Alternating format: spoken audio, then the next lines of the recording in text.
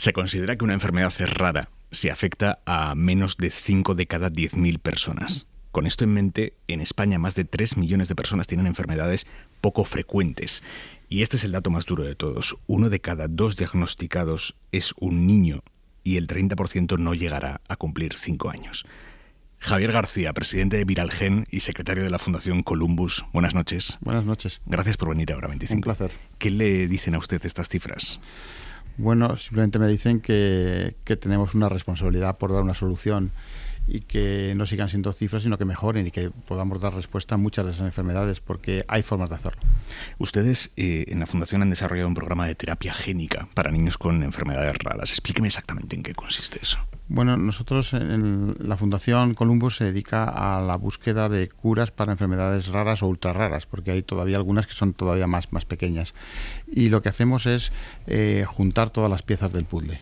Científicos de cualquier universidad del mundo que tienen un desarrollo, grupos de investigación que trabajan en un tipo de desarrollo y la manufactura y el desarrollo regulatorio de ese producto. Nosotros juntamos todas esas piezas y las llevamos a ese mercado, al mercado de esos niños que necesitan esa enfermedad, esa terapia, pero con una idea muy clara, sin ánimo de lucro. Es decir, que no discriminamos entre ni en qué país, ni condición social, ni condición económica. Nuestro objetivo es que esa enfermedad se erradique. Y lo hacemos juntando esas piezas que existen en el mercado, pero que no hay ninguna motivación económica para juntarlas, porque no hay ningún retorno comercial posible. Y habrá muchos oyentes que se estén preguntando ahora mismo, ¿y esto con qué pasta se hace?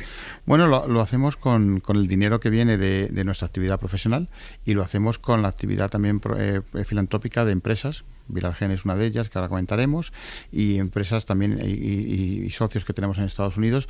Nuestra fundación está también en Estados Unidos y buscamos fondos a través de hacer partícipe a la gente de lo que queremos hacer y tocarle la fibra y decir, bueno, pues ayudarnos en todo esto. Hacemos muchos eventos. El año pasado hicimos un partido de fútbol entre la Real Sociedad del Bayer Leverkusen. Hacemos eventos musicales, es decir, que hacemos todo tipo de cosas para crear una experiencia para la gente y al mismo tiempo recordarles, bueno, pues esta experiencia es muy bonita, pero tienes una obligación y tienes una oportunidad de cambiar la vida de muchos niños. O sea, que ustedes lo que hacen es sacar adelante de manera altruista, digamos, terapias que clínicamente sí son posibles, pero que comercialmente no son viables, porque afectan a muy pocos niños. Efectivamente. Porque la tecnología funciona, pero es tan poco el número de casos que no merece la pena. No sería rentable. Habría que cobrar un tratamiento pues a $5 millones, $6 millones el tratamiento, y no es rentable. Entonces nadie lo hace. Entonces lo hacemos nosotros con distintos vehículos que creamos. ¿Qué son las terapias génicas? Bueno, la terapia génica es una tecnología nueva que es muy sencilla de entender. Cuando nacemos tenemos todo el código genético en nuestros cromosomas, tenemos cerca de 30.000 genes, y si alguno de estos genes fallan, tenemos un problema, porque los genes son en gran medida responsables de la producción de las proteínas. Cuando un gen falla, una proteína no se produce y entonces eso rompe una cadena bioquímica y produce una enfermedad. Normalmente vemos o veíamos hasta ahora los síntomas de esa enfermedad, pero no sabíamos lo que pasaba. Desde que se ha decodificado el genoma humano, ya podemos ser capaces de saber qué enfermedad está detrás de esos síntomas. Entonces lo que nosotros hacemos es llevar el gen que falta, producido de manera sintética, a la célula que tiene el gen defectuoso. Ese gen entra en el núcleo y el núcleo ya lo asume como propio y empieza a crear la proteína que hace falta, y así se corrige la enfermedad. Por eso es reprogramar ese gen. Es volver a cablear, es volver a meter el gen dentro de donde estaba, donde tenía que estar, y hacer que la célula ya produzca la proteína que tiene que hacer. Y esto se hace a través de un virus y se hace de una forma muy sencilla de entender, de explicar, muy complicada de hacer. Yeah. Pero al mismo tiempo produce un efecto increíble, que es que el tratamiento suele quedarlo una vez en la vida. Entonces, pues una vez que se da, ya queda corregido el problema. Evidentemente, la cura no es total porque hay deficiencias o deterioros que no se pueden corregir, pero en muchos casos la mejora es increíble, la calidad de vida avanza un montón, y en muchos casos, cuanto más temprano se intervenga, más se puede revertir la enfermedad. Una cosa que me ha alucinado es que en la Fundación Columbus han empezado a trabajar con terapias génicas para el Parkinson infantil. Yo no sabía que existía Parkinson infantil. Sí, bueno, la primera enfermedad con la que hemos trabajado es el Parkinson infantil. El Parkinson infantil tiene un nombre más raro, se llama AADC, es una deficiencia de una proteína que se llama adenocarboxilasa, y lo que hace esa proteína es conectar las neuronas. Conectar las neuronas a través de la producción de dopamina. Entonces estos niños lo que nacen es sin esta proteína y nacen, como no tienen esta proteína, no pueden producir dopamina. Y todas las neuronas no se conectan. Entonces imagínate un cerebro que está desconectado del cuerpo desde que nace. Es consciente de todo, pero no puede mover un brazo, no puede comer, tiene unos dolores terribles, y estos niños, hay unos 150 niños en el mundo, y estos niños fallecen entre 6 y 8 años todos después de un calvario brutal para ellos y las familias. Entonces empezamos a trabajar con esa enfermedad con el doctor Chris Bankiewicz de la Universidad de California, y bueno, pues ahora la gran noticia es que llevamos ya 52 niños tratados en todo el mundo. Y hay dos niñas españolas, en concreto Irai, que es una niña de Girona, y Candela, que es una niña de Murcia, y las dos están tratadas y están increíbles. Es decir, el resultado ha sido increíble y ellas y las familias están súper felices, y bueno, hemos tratado niños de todo el mundo. ¿Qué se siente? Pues la verdad es que se siente una satisfacción que va mucho más allá de lo que yo he sentido profesionalmente en ningún momento de mi carrera. Yo estuve en la operación de Irai con sus padres en Polonia, que es donde hicimos la operación, y he vivido todo el proceso y he visto a Irai, la veo todos los años, y bueno, verla ahora andar, ir al colegio, hablar, es un verdadero placer, porque realmente te das cuenta del impacto que se tiene y sobre todo que es posible. O sea, ese es un poco el mensaje.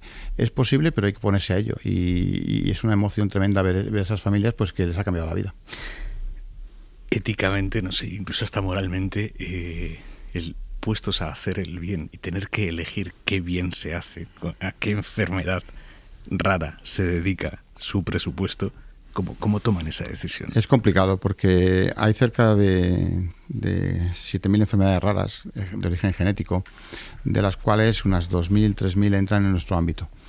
Entonces, imagínate el problema que tenemos. Recibimos llamadas de muchísimas familias, de muchísimos padres. Nosotros intentamos que, primero, todo el que viene le atendemos y le damos nuestra opinión sobre lo que es el desarrollo y dónde está el estado del arte. Pero únicamente avanzamos cuando hay algunas piezas del puzzle hechas, porque el problema es que nuestro coste de oportunidad es muy alto. Tenemos recursos limitados y tenemos que ir a intentar curar cuantas más mejor, porque creemos en el efecto llamada también. Es decir, si somos capaces de curar 4 o 5, seguramente podemos enganchar a otras compañías y a otra gente y podemos curar 10 o 20. Y ese sería un poco el planteamiento. Es decir, poner ejemplos reales de cosas que se pueden hacer e ir a aquellas enfermedades en las que vemos que en un plazo de 12, 18 meses podemos estar en la clínica y podemos tratar a esos niños, porque el tiempo es clave para estos niños. Es decir, que muchos de ellos hay que intervenir cuanto antes. Estamos ya trabajando con posibilidad de tratar niños pues a los primeros meses de vida, con lo cual eso es fantástico, porque les das mucha más oportunidad de recuperarse. Entonces nuestra decisión viene dada por el sentido de urgencia, y cuando no encontramos soluciones, pues las seguimos buscando y seguimos trabajando con las fundaciones o con los grupos que están en ese proceso, diciéndoles: si llegas a este punto y encuentras este camino regulatorio, esta eficacia, pues te voy a ayudar. Pero no tenemos recursos para ayudar a todos, y estamos ahora mismo centrados en 5 enfermedades, con la posibilidad de llegar a otras 2 más. ¿Les hace invertir mucho tiempo y dinero en la parte regulatoria? Sí, pero contamos con buenos expertos. Es decir, que muchas veces lo que hace falta en estas cosas, esto no se diferencia en nada al desarrollo de una droga, y además queremos que sea así, queremos que tenga el mismo rigor, no queremos que haya ningún paso que nos saltemos. Entonces lo que buscamos es expertos, y nos ayudan pro bono, o les damos una parte de lo que ellos recibirían, pero nos ayudan, y tenemos expertos espectaculares tanto en Europa como en Estados Unidos, que nos ayudan a conseguir que esos pasos estén dados de forma adecuada, porque sentimos la misma responsabilidad que cuando desarrollamos drogas para temas comerciales. ¿A medio o largo plazo hay alguna manera de que esta investigación, que beneficia a grupos muy pequeños de la población, no dependa del altruismo de determinadas personas, de determinados empresarios que decidan destinar a esto parte de sus beneficios? A corto plazo no, pero tiene que haber alguna voluntad. Yo he vivido mucho en Estados Unidos, he vivido más de 15 años en Estados Unidos, y allí hay un concepto de filantropía muy alto, que tiene que ver mucho con un concepto social, pero al mismo tiempo un concepto fiscal. Es decir, que allí el retorno fiscal de la filantropía está muy bien reconocido. En Europa está mejor y en España es horrible. Hay un gap enorme, entonces no hay una motivación para donar. Encima, si donas, a veces quedas incluso mal, pero el tema principal es que había que encontrar estímulos. En España llevamos, no sé, 15 o 20 años intentando que haya una ley de mecenazgo nueva que se adecue a las cosas que queremos hacer. Bueno, pues eso sería muy conveniente. Nosotros, como necesitamos muchos recursos, estamos tanto en Europa como en Estados Unidos, porque al final tenemos que hacerlo, pero sinceramente no hay color. O sea, los recursos que podemos conseguir en Estados Unidos no tienen nada que ver con los recursos que conseguimos en Europa. Y cuando habla aquí con las autoridades, con los políticos y les dice esto, ¿ellos qué le dicen? Bueno, que fenomenal, que todo el mundo le gusta la idea, le parece fantástico, pero no hemos visto ningún movimiento adecuado para cambiar la regulación, la legislación. Hemos hablado varias veces de una ley de mecenazgo que no pensamos que fuera muy gravosa para el fisco, pero que al mismo tiempo pues ayudaría a incentivar también y a reconocer a aquellos que bueno, pues dan sus recursos a este tipo de cosas, pero no hemos tenido suerte y desde hace años. Es decir, que es un tema abierto que bueno, pues que no depende de partidos. No depende de partidos. Al final pues pasa por el mismo punto, que es Hacienda, y yo creo que es una forma de mirar el mundo muy cortoplacista y de entender también, de falta de entendimiento de lo que la sociedad civil puede hacer. Y la sociedad civil puede hacer muchas cosas, pero también necesita estímulos y ayuda, y eso es importante. Entonces sí que vemos actividades que son muy puntuales, pero no de forma que cambien un poco la forma en la que hacemos las cosas en España. Me ha contado lo que han hecho hasta ahora en Columbus, pero ahora ¿con qué están? En Columbus, en la Fundación. En la Fundación. En la Fundación. Ahora estamos con dos cosas, estamos con dos programas nuevos. Uno que se llama SPG 50, que es el programa que lanzamos con el partido de fútbol de la Real Sociedad y el Bayer Leverkusen, que es una enfermedad neurodegenerativa que hay solo 40 niños en el mundo. Y el desarrollo viene de la Universidad de Texas, y hemos tratado ya 3 niños. Uno de ellos español, un niño sevillano. ¿Qué les hace esta enfermedad? Bueno, pues lo que hace es que les altera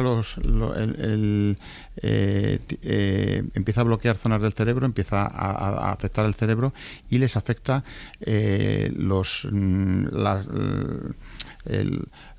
toda la parte de movilidad. Empiezan a no moverse, los tendones empiezan a atrofiar y acaban muchos en silla de ruedas y luego con problemas respiratorios. Entonces es una enfermedad de otra proteína que falta, y que bueno, pues hay que meter también un gen en el cerebro para que esa proteína se vuelva a producir. Y hay muy poquitos casos, pero son casos además de un desarrollo más lento, pero igual de fatal. Entonces hay 2 niños más en España.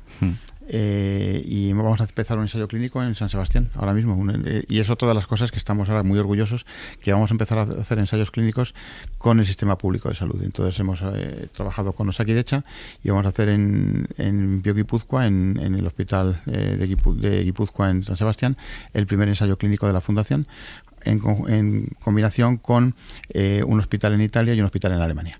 Y entonces empezaremos ya a trabajar con esta enfermedad, pero vienen otras 2 más enfermedades detrás, que vendrán a mediados del año que viene, con lo cual nuestro objetivo también es tener un centro de tratamiento en España, poder empezar a tratar niños sin tener que llevarlos a Estados Unidos, sin tener que llevarlos a otros países, y tratar muchos más. Entonces por eso estamos trabajando pues no solo en España, sino también con Italia, con Alemania y con otros centros, para poder tener una red que pueda permitirnos pues no hacer solo 2 enfermedades, llegar a hacer 6, 7 enfermedades en los próximos 2 años. Con la terapia génica a futuro se va a poder curar casi todo.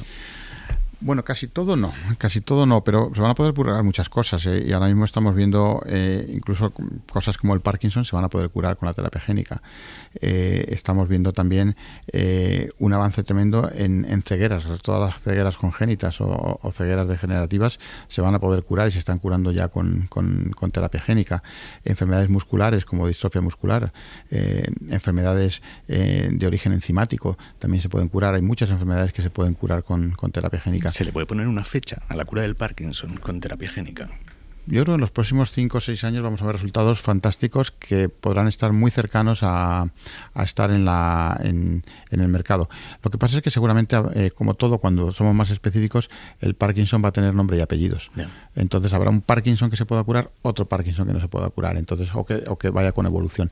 Le va a pasar igual al Alzheimer cuando empecemos a encontrar la cura. Habrá formas de curar el Alzheimer, pero no será un Alzheimer como lo conocemos, será un Alzheimer con nombre y apellidos. Entonces, también es cierto que el desarrollo de enfermedades raras es curioso, pero hace avanzar muchísimo las otras enfermedades. Es decir, lo que aprendes cuando trabajas con estos niños que no tienen ninguna solución es perfectamente aplicable a otras cosas que vamos a poder ver en el futuro.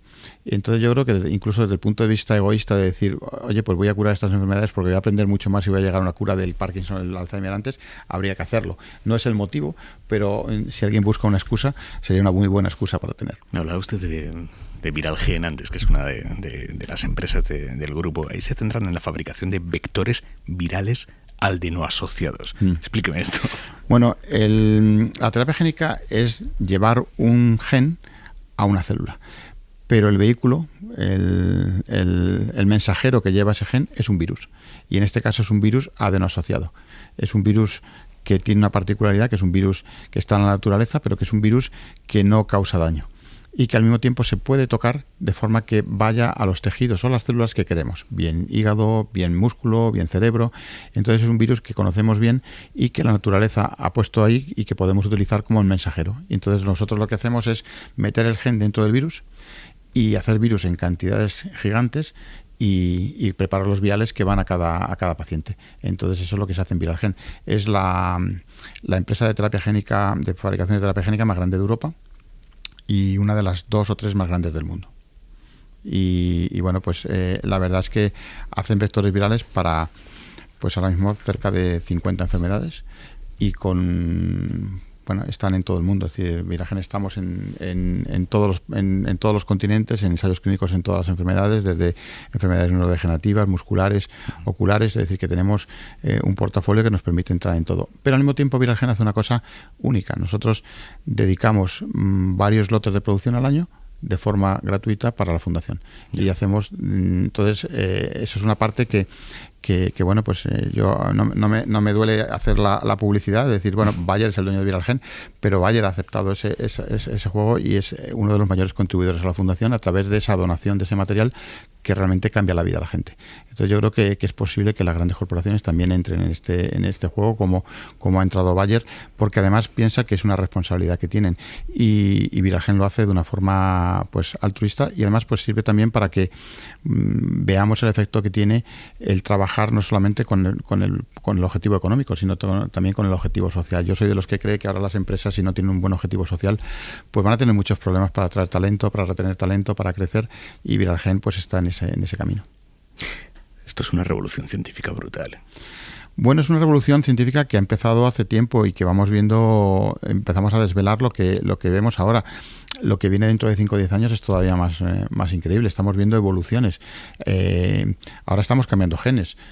Estamos ya alterando genes, trocitos de genes. Esta semana se ha aprobado en Europa el primer producto se ha aprobado hoy, me parece que se notificaba hoy, el primer producto para la edición génica, tocar un trozo de un gen. Con CRISPR. Meter unas tijeras genéticas, cortar un trozo y pegar otro trozo. Eso ya lo empezamos a ver.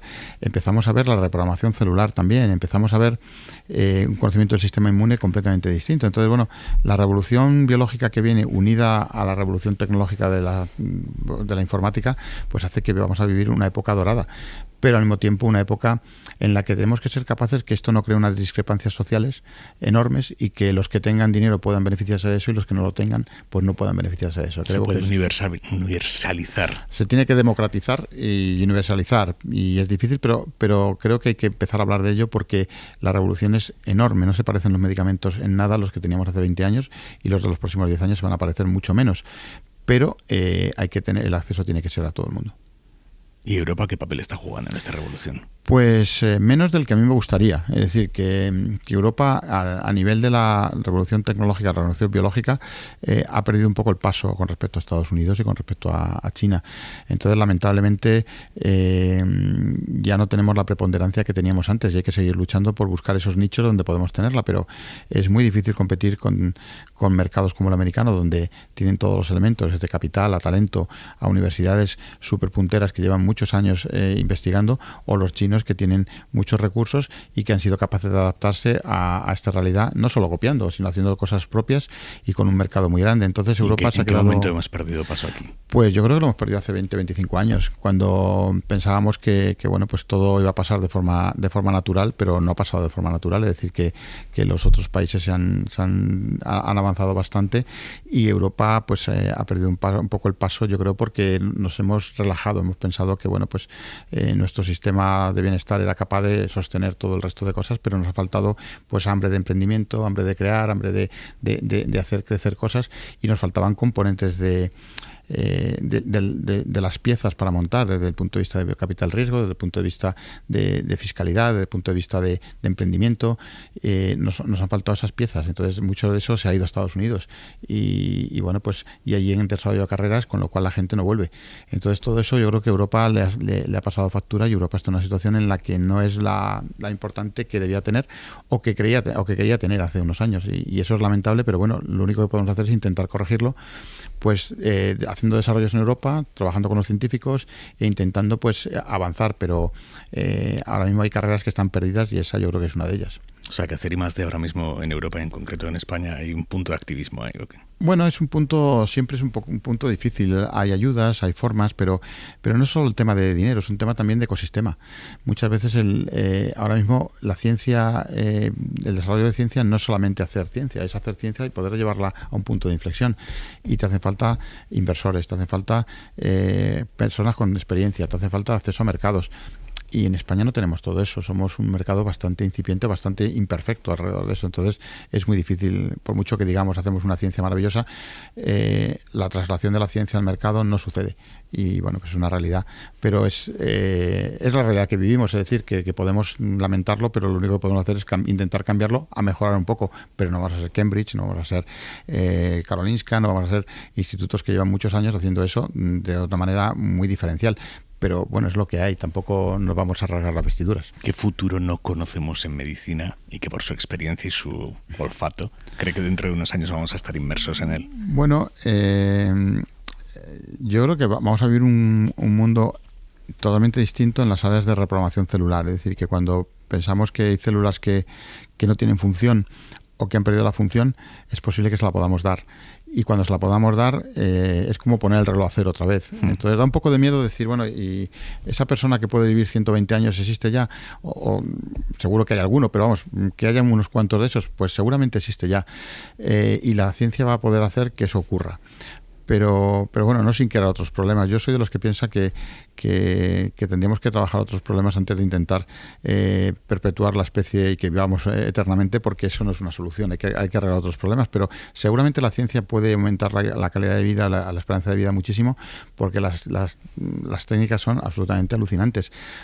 Pero ¿usted cree que tenemos la capacidad técnica de aumentar de forma exponencial nuestra calidad y duración de la vida de aquí a, yo que sé, 100 años? Es posible.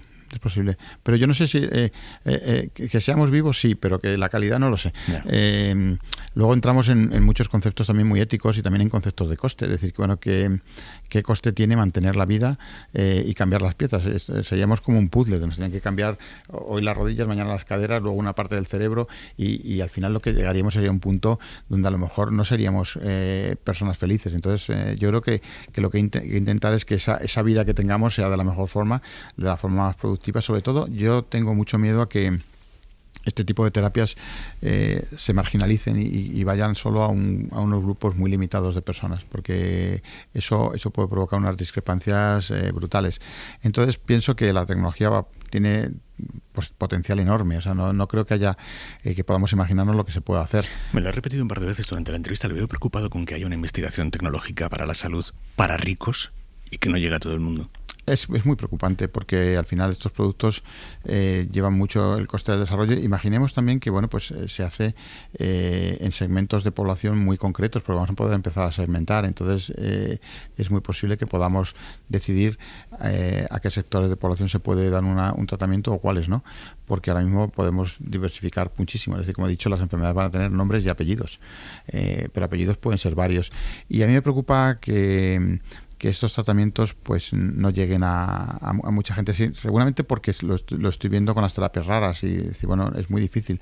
Nosotros vemos pues que en nuestros casos pues hay niños que vienen de Latinoamérica, de Turquía, de Arabia, de países donde es muy difícil incluso acceder a tecnología para el cáncer o tecnologías que ahora mismo nosotros damos como seguras.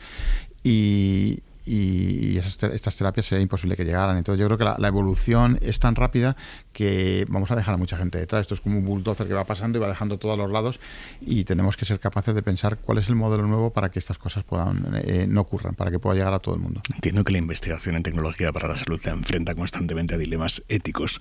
¿Eso a usted le apasiona o le aturde? No, me apasiona, pero yo creo que no debe coartar la investigación. O sea, la investigación tiene que ser libre de ir en la parte adecuada. Es a otros a lo que nos corresponde empezar a plantear esos dilemas, porque el desarrollo de un medicamento o una tecnología puede costar 10, 15 años. Durante este tiempo hay mucho tiempo para pensar esas cosas. Lo que pasa es que no se pueden pensar el último día. Y hay que irlas pensando y hay que decir, bueno, ¿qué pasaría si esto ocurriera? Y entonces hay que plantear nuevos modelos. Yo creo que ahí todo el mundo está de acuerdo. El problema es que no es un tema fácil. Y si se deja hasta el último momento es mucho más difícil todavía. Usted, que es matemático de profesión, ¿de dónde le viene esta pasión por el desarrollo de investigación para la salud, de tecnología pues para la salud? Es curioso, más de mi curiosidad, quizá matemática de buscar cosas. No, yo trabajé en la industria farmacéutica 25 años, trabajé en Lilly durante 25 años, muchos de ellos en Estados Unidos, y ahí es donde realmente aprendí lo que sé. Y bueno, pues la matemática me ha dado el rigor científico y la estructura mental, pero la parte científica la he aprendido en la industria y la he aprendido también en centros de investigación y luego estando del otro lado. Entonces, creo que es fascinante. Creo que una de las grandes revoluciones del siglo XXI es la revolución biológica, y no somos conscientes de la importancia que tiene, no solo para la salud, sino estamos pensando en revolución biológica que puede ayudarnos con el cambio climático, que puede ayudarnos con la contaminación, que puede ayudarnos con nuevos materiales. Es decir, que hay cosas que vemos ahora que somos capaces de hacer solo por la revolución biológica que estamos viviendo. Yo me dedico más a la parte humana, pero empezamos a ver otras cosas que son increíbles y que tienen una aplicación extremadamente importante. Con lo cual creo que vamos a vivir la gran revolución. El tema es que la sepamos utilizar. Es decir, igual que la revolución industrial en el siglo XIX cambió el mundo, a veces a mejor y a veces a peor, seamos capaces de que tenemos una responsabilidad enorme de hacer que el mundo sea mejor, y estas tecnologías nos van a ayudar o nos van a ayudar a hacerlo mejor o a hacerlo peor. Existe ese riesgo. Entonces tenemos que ser capaces de también entender que esto tiene que ayudar para que sea algo mejor y que sea medible esa mejoría que tenemos. Entonces yo creo que es una oportunidad, es una época fascinante de vivir, porque en 10 años pasan cosas que antes nuestros abuelos veían en 60. Bueno, pues ahora en 10 años vamos a ver lo que ellos vivían en toda una vida. Vamos a ser capaces de vivir a lo mejor 3 o 4 vidas de las que nuestros abuelos eran capaces de ver. Bueno, pues aprovechémoslo, y todos tenemos que pensar un poco que es nuestra responsabilidad que eso llegue a un puerto donde dejemos un mundo mejor, un legado a nuestros hijos, y que sea mucho mejor. Y no va solo en el campo de la biología, en el campo de la sanidad, va en el campo, en todo lo que lleva alrededor nuestro, y creo que el desarrollo tecnológico es una de las grandes oportunidades que tiene el mundo para salvar el mundo, pero hay que hacerlo bien. Pero ¿y cómo gestiona la impaciencia que entiendo que tiene que sentir uno cuando está viendo desde dentro la posibilidad del avance y quiere ir más rápido? En el caso de la sanidad, para salvar a más gente, ¿cómo gestiona uno ese sentimiento de impaciencia? Bueno, pues simplemente siendo pragmático y haciendo lo que uno puede y yendo lo más rápido que pueda. Yo ya le digo, ahora mismo nosotros empezamos en el 2017 con la fundación, han pasado 6 años y hemos conseguido algo enorme. Bueno, pues nuestro objetivo es que sea 10 veces más enorme en los próximos 6. O sea, el tema es decir, bueno, pues ¿dónde está el límite? El límite nos lo ponemos nosotros.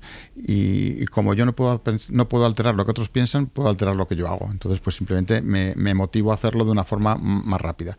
Y como creo que la velocidad depende también de la motivación y depende del empuje y el liderazgo que se ponga, pues ahí ponemos recursos y esfuerzo. Que a veces nos sale mejor, fenomenal. Que a veces nos sale peor, aprendamos de ello. Javier García, presidente de Viralgen y secretario de la Fundación Columbus, gracias por su trabajo y por contarlo así de bien. Gracias. Pues, muchísimas gracias.